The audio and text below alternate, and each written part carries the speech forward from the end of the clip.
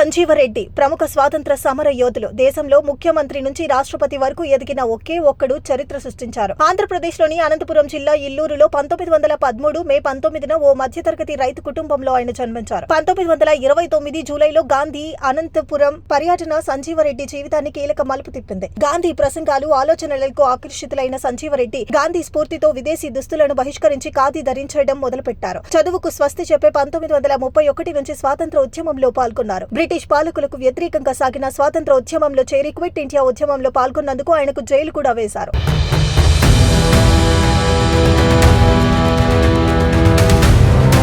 1946లో అతను మద్రాసు శాసనసభకు భారత జాతీయ కాంగ్రెస్ అభ్యర్థిగా ఎన్నికయ్యారు. 1953లో ఆంధ్ర రాష్ట్రం ఉప ముఖ్యమంత్రిగా, 1956లో ఆంధ్రప్రదేశ్ ముఖ్యమంత్రిగా బాధ్యతలు స్వీకరించారు. 1964 నుండి 1967 వరకు లాల్ బహదూర్ శాస్త్రి, ఇందిరాగాంధీ ప్రధానమంత్రులుగా ఉన్న సమయంలో కేంద్ర మంత్రిగా పనిచేశారు. 1967 నుండి 1969 వరకు లోక్సభ స్పీకర్ గా సేవలందించారు. తర్వాత ఆయన క్రియాశీల రాజకీయాల నుండి విరమించుకున్నప్పటికీ 1975లో జయప్రకాష్ నారాయణ్ పిలుపుతో సంపూర్ణ విప్లవంలో భాగస్వామ్యులయ్యారు. 1977లో జనతా పార్టీ అభ్యర్థిగా పార్లమెంటుకు ఎన్నికైన అతను 6వ లోక్సభకు ఏకగ్రీవంగా స్పీకర్ గా ఎన్నికయ్యారు. 3 నెలల తర్వాత అతను ప్రతిపక్షం లేకుండా భారత రాష్ట్రపతిగా ఎన్నికయ్యారు. రాష్ట్రపతిగా ఉన్న సమయంలో మొరార్జీ దేశాయ్, చరణ్ సింగ్, ఇందిరాగాంధీ ప్రధానమంత్రులతో కలిసి పనిచేస్తారు. 1982లో అతను స్థానంలో జైల్ సింగ్ రాష్ట్రపతిగా బాధ్యతలు స్వీకరించారు. అనంతరం నీలం సంజీవరెడ్డి అనంతపురంలోని తన వ్యవసాయ క్షేత్రానికి వెళ్లి విశ్రాంతి జీవితం గడిపించారు. 1996లో ఆయన మరణించారు.